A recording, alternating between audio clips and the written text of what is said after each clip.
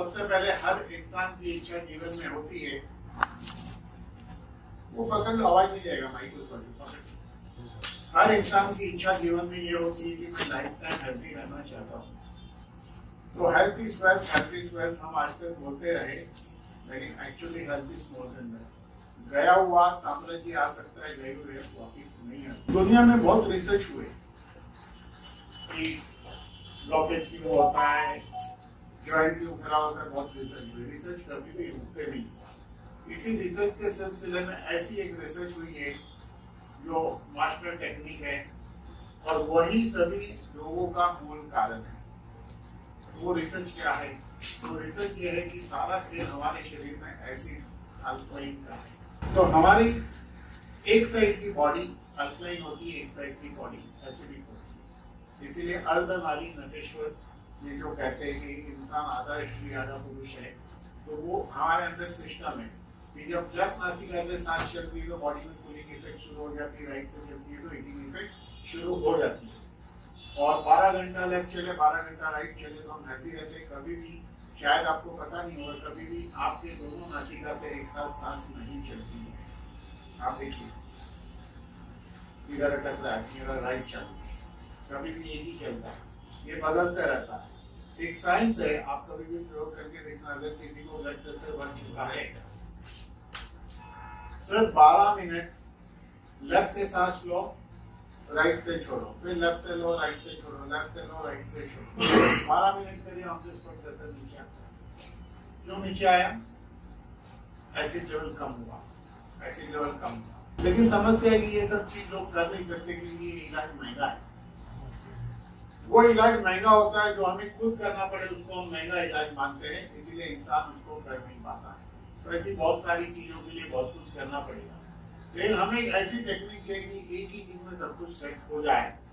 तो सारा खेल एसिड का। तो हमारे शरीर के ब्लड का पीएच है 7.400 पॉइंट के बाद 4 डिजिट में इसकी रिपोर्ट आती है। इस रिपोर्ट को कहते हैं एबीजी एनालिसिस।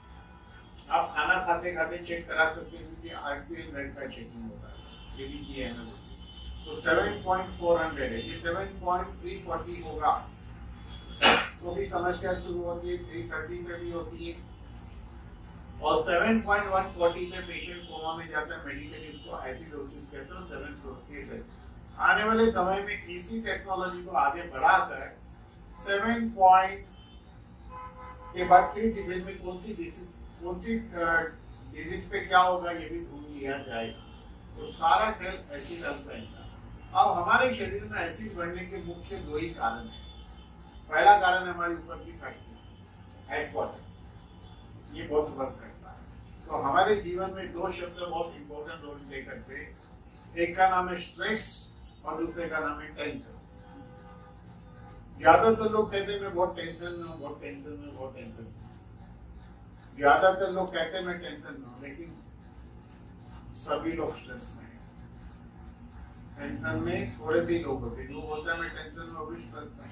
टेंशन में नहीं, क्योंकि टेंशन को चिंता कहते हैं। चिंता के लिए कारण है, कोई काम अटका है तो चिंता हो गया तो चिंता खत्म। लेकिन स्ट्रेस को तनाव कहते हैं। यार आदमी तनाव हुआ है। क्या है ये तनाव?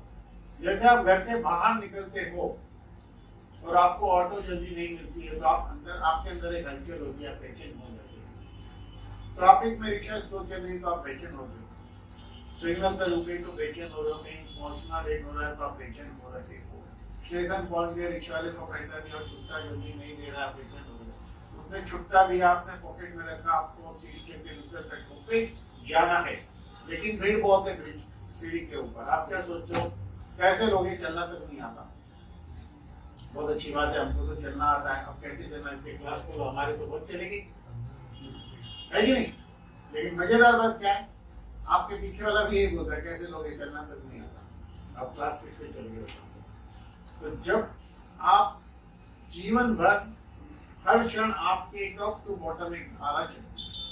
जैसे बेड में जा रहे थे, लग गया किसका एल्बो, आपको लगता है मुझे अंदर ब्रेक हो गया, आप इरिटेट हो गए, इरिटेट मतलब।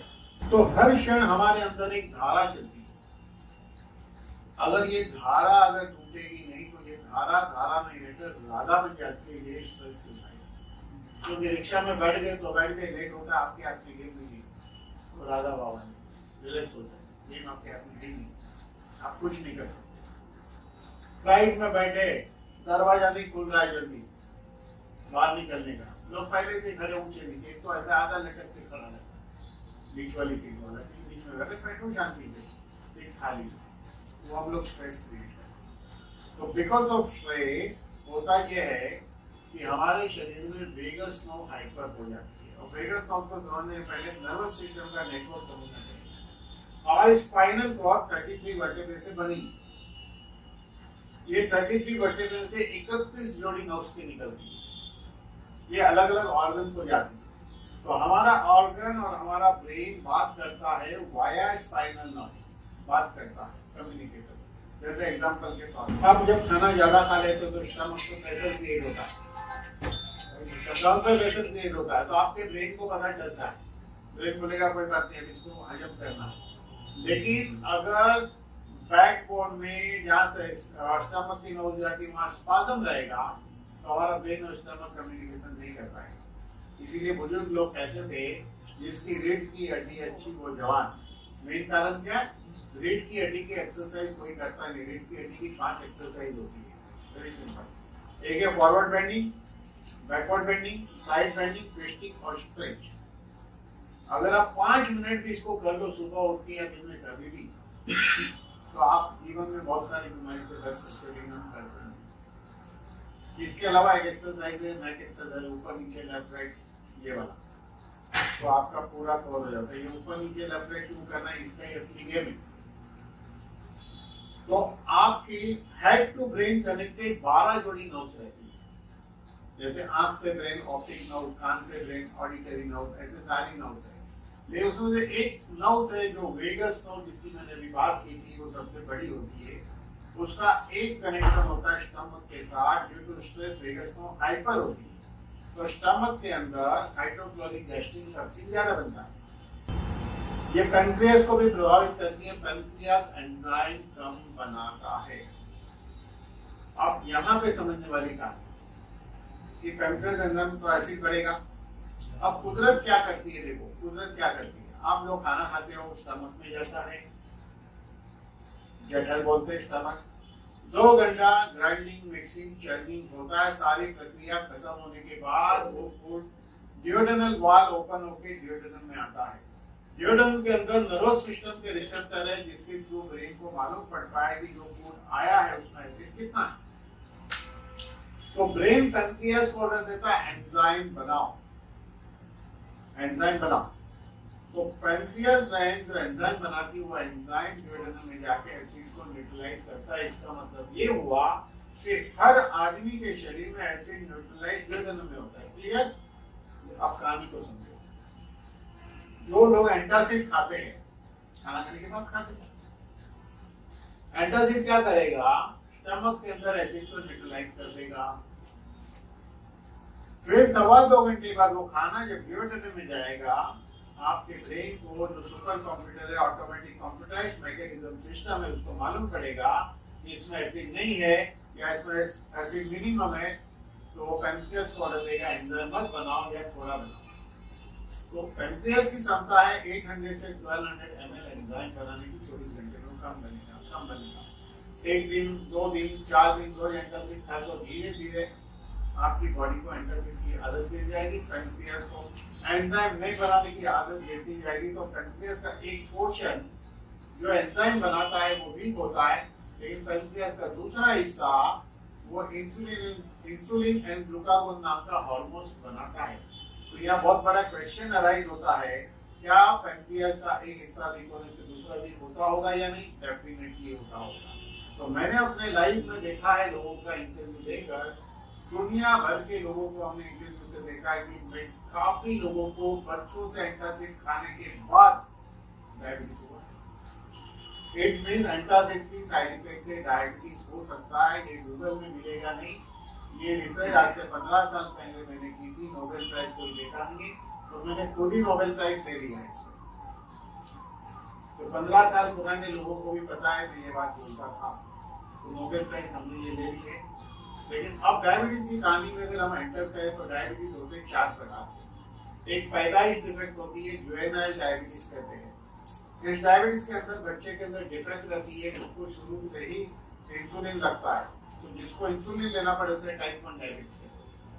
दूसरा हेरिडिटरी डायबिटीज, 19 साल की उम्र से 30 साल के बीच आ जाएगा। अगर शुगर बहुत हाई है, इंसुलिन लेना पड़े तो टाइप 1, गोली से कंट्रोल है तो टाइप 2।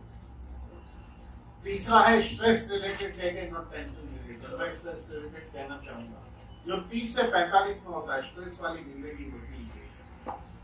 तो इसमें अगर शुगर बहुत हाई है, इंसुलिन लेना पड़े तो टाइप 1 और गोली से काम चले तो टाइप 2। और चौथा प्रकार होता है एज रिलेटेड, जनरली 55 के बाद होता है, हर चीज पुरानी होती है, पेंटियम भी पुरानी हो रही है। मेजॉरिटी के एज रिलेटेड वाला लाइफस्टाइल से ही कंट्रोल हो जाता है। बाकी वाले टाइप 2 रहते हैं, वेरी वेल कंडीशन में टाइप 1 बनता है। लेकिन मैंने एंटासिड की साइड में एक 5वां प्रकार आपको बताया, वो वेगस नोज की वजह से या एसिड बनता है, हाइपर होने से।